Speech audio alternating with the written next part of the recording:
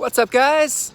So now I'm going to talk to you about what happened with Skillshare. Because now I find myself in a situation. I'm traveling on my way to a coffee shop to work again on Udemy courses. I'm back focusing on Udemy. And there's a scenario of situations that led me to be back in this position where I find that it's probably in my best interest to prioritize my Udemy work again, okay? But we gotta take some step back, and I gotta explain what exactly happened with Skillshare, because if you look at my YouTube channel, you can see that the whole YouTube channel right now, on the channel page, is focused on Skillshare. There's multiple videos about Skillshare. There's videos talking about counseling services where I'll talk to people interested in Skillshare completely for free, right? This is because I was trying to become really associated with Skillshare. I thought that Skillshare was a great platform to teach on and to learn on, and in the beginning they were monetizing my traffic quite effectively, right? However, I became aware of a vulnerability in Skillshare, and that vulnerability got my account banned, okay? Basically, the way it works, Skillshare has a referral program, right?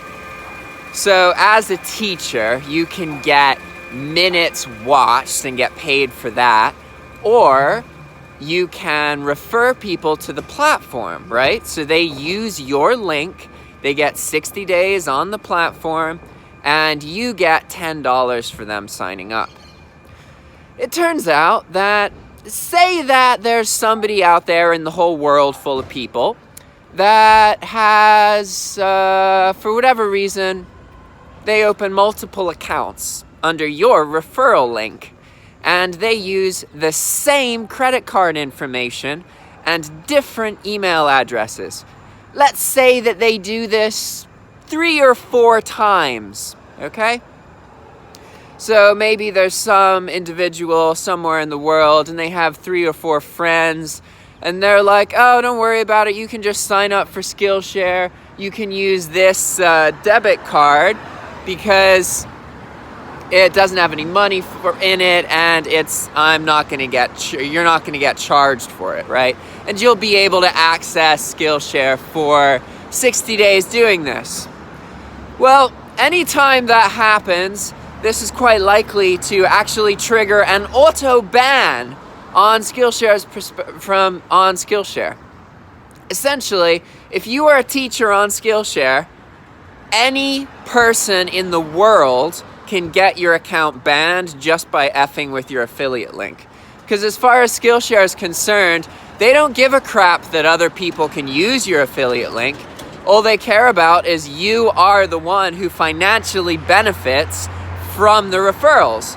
So, if somebody uses your referral link and they fake the system by having multiple referral accounts under the same card information, then you get auto-banned, unfortunately, and that's just how it works. So the reality is with Skillshare, it is true that it is a platform that amateur teachers, such as myself, can teach on, right? Basically, anybody can create courses here.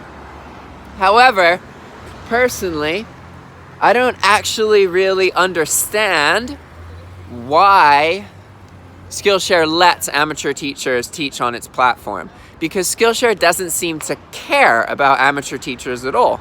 Like in my case, I was making videos about the platform, I was communicating directly with Skillshare, I was working with them, communicating about the way that I was talking about Skillshare, how I need to be accurate, the terminology I need to use, and everything like that, right?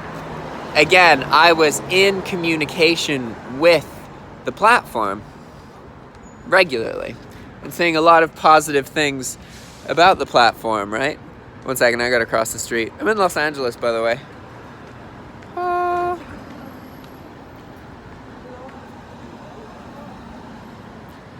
Moment of truth.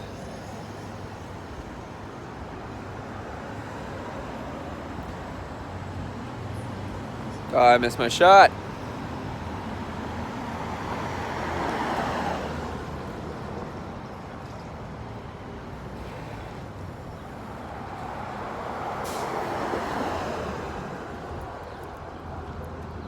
Boop, boop, boop. All right, sweet. So what I was saying is that Skillshare, I was really excited about it. And I was saying a lot of, sorry, I apologize about the lighting. I was saying a lot of really positive stuff about it, making a lot of content about it, communicating with them regularly. I even had a service where I was doing free counseling with people. If they wanted to make Skillshare accounts, I would show them how to use the platform, give them a tutorial for free, right? And as far as I understand, I was giving good PR to Skillshare, right? But they didn't care. Despite the fact that they were working with me on these videos and stuff, as soon as I got this auto ban, I communicated with Skillshare 3 times, and they gave me a little bit more information, because in the beginning they were just like, oh, you're banned and we can't really tell you why, because that information could be used against us. Which is really ridiculous, to be honest, because I understand the thought of wanting to protect the data so it doesn't get abused, but you're running an abusive referral program where anybody can fuck somebody with a referral link with no way for the instructor to defend themselves. It's literally okay, in legality in governments, there's this concept called innocent until proven guilty, right? That just doesn't exist in online work. You are basically just guilty if thought possibly could maybe be guilty, and you get punished. And there's not really anything you can do about it, which kind of sucks, because it kind of contradicts what Skillshare talks about it being about. It talks about caring a lot about its teachers and being a platform that anybody can get started teaching on. But the reality is a lot of people just get banned for stuff they didn't do. And there's a lot of videos on YouTube and Reddit posts and information on the internet about this happening to people. And this is so true that in the beginning of my YouTube career talking about Skillshare 4 months ago, right? I actually did a video about the exact email that I later received getting banned.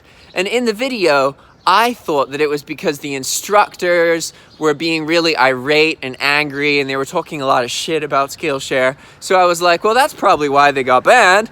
I had optimistic thoughts about how it worked, right?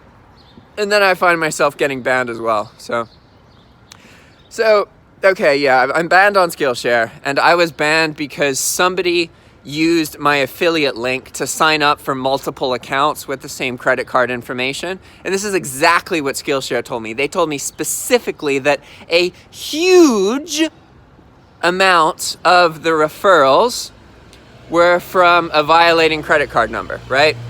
I have no awareness at all of me ever doing anything like this, because I was really cautious about, I didn't want to get in a situation where I lost the income from Skillshare, or I lost the opportunity of Skillshare, right? And that's one of the things I was talking to the Skillshare reps about. I was like, why would I fake my referrals? This is something I'm trying to make a career about. I am focusing on this platform. Why would I F myself? That doesn't make sense. It's not logical. But again, it was Skillshare's policy. They don't care. And that's just how it is. And it also puts me in a situation where I'm like, man, even if I can get my account back, this is how all of my viewers are going to be treated if they try and make Skillshare courses, right? And I feel guilty because I seriously recommended people to make Skillshare content because I thought it was worth the time, and I thought the platform gave a fuck. But then these people got banned just like I did for stuff we didn't do on the platform, which is super irritating, right? Because on eBay, at least if people got banned on eBay or I got banned on eBay, there was stuff I wasn't supposed to be doing, you know? I was effing up, I was making mistakes. But with Skillshare, I got banned for something I didn't even do, which is super irritating, right? And it's also super irritating that Skillshare acts like, oh, they can't share more information because they don't want the system to be abusable, but it's already incredibly easy to abuse. You literally, no matter who you are, if you want to get another Skillshare instructor banned and they're not a famous celebrity, all you have to do is get a credit card and sign up for multiple free trial email addresses through the instructor's affiliate link, like 10 or 20 of them. Boom! That is enough to trigger the auto ban from Skillshare, and the instructor can do nothing about it. It's so fucking dumb, right? And it doesn't matter. Like, me saying this doesn't matter. Skillshare doesn't care. And like right now, sorry, I get a bit emotional talking about this, because as you can see, if you look at my YouTube channel right now, it is focused completely on Skillshare. So I have to take that focus away. I have to figure out something else. I have to figure out, like, okay, I made 5 courses on Skillshare, and they're all gone. They just evaporated overnight, right? So I still have all the content, but I have to figure out how to redistribute it, because when it was on Skillshare, at least it was growing. At least it was accessible to people, right? Now that content like doesn't exist anymore, so I have to republish it. I have to pick it back up and put it on Udemy and edit it and change it so that it's available. Because one of the whole points of my lifestyle right now is making these products and then having them replicate and work while I'm sleeping, right? They're growing while I'm sleeping. It's like passive income, right? But if you can't even purchase the course because it's not available, then that strategy is just like a completely moot point, right? So that's why, long story, right? That's why I'm now focusing back on Udemy. Because ultimately this whole experience and all of my experiences with eBay have put a really bad taste in my mouth with these platforms. And that's one thing I want to talk about here, is because Udemy is just another one of these platforms. It's true that you're less likely to get banned on Udemy, but it's still absolutely possible, and it does happen. So Udemy is just a temporary solution. I've got a lot of problems right now because I have enough like passive income streams that all of my necessities are paid for because I moved to Nicaragua and my cost of living is so cheap. But I want to have more than that, you know? I want to have money I can play with and put into projects and other income streams and develop things.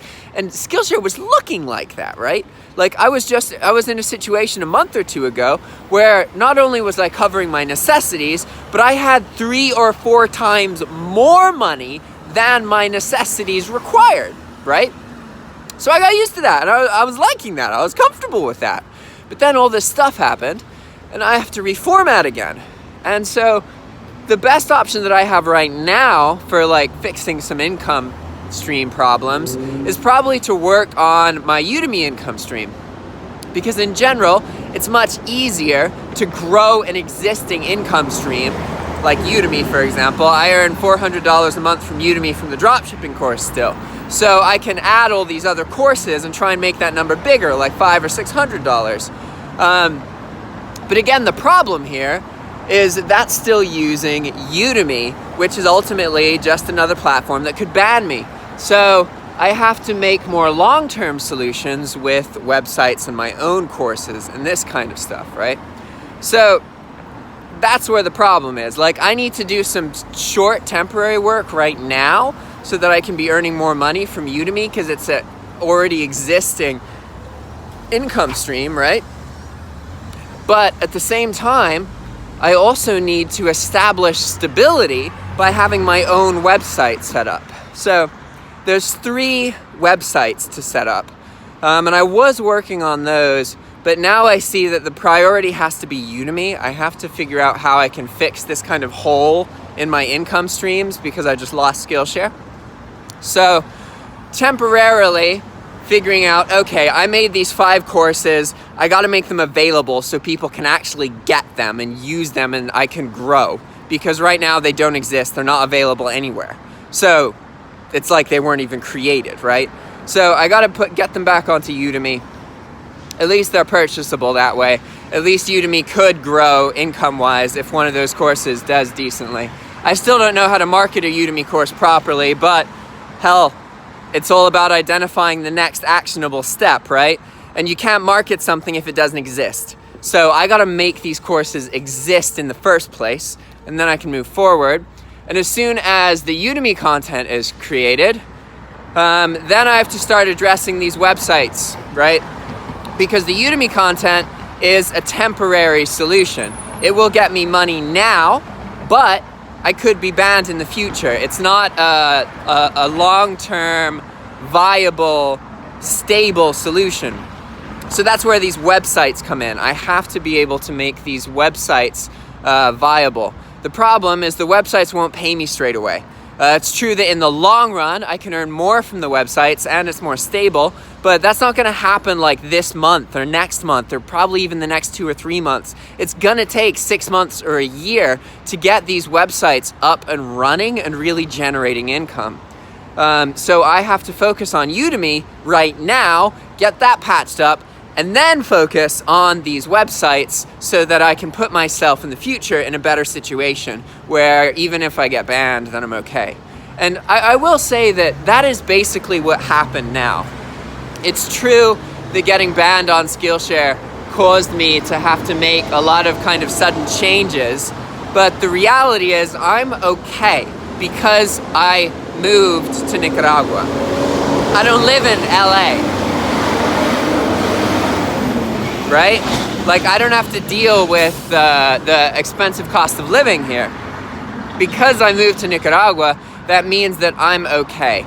And this is a big turning point in my life because prior, there were situations where I was like effed, basically. But in this case, I'm gonna be okay. I can't do like frivolous stuff. I can't get anything I want for the next month or two. But hey, I can still eat. I can still go out to places. I'm on my way to a coffee shop to work on Udemy courses right now in the middle of a bustling city around a bunch of people, and there's tons of energy in the world, you know? Like, life's awesome and it's great. And one of the reasons that I'm able to have this life is because of my willingness to base myself in Nicaragua, where the cost of living is low, and having set up these multiple income streams in the past. So even though I did just lose the majority of my income from Skillshare, I still have options. And ultimately, now I understand it's not really about your success in the individual moments. It's about your mentality and your ability to continue forward with momentum regardless to present circumstance. No matter what happens, no matter how you feel, you have to be able to identify the next step that can make your life better, or the next 2 things that can make your life better. You don't have to know the whole picture. You don't have to know everything you're going to be doing for the next month or something like that. All you really need is to identify 1 or 2 things that you can do now to make your life better and do them. And that's all that it boils down to. That's really as simple as it is. Identify what you can do right now to make your future better and just keep going. Keep doing it. All right, guys. Thanks for watching. See you next time. Ciao.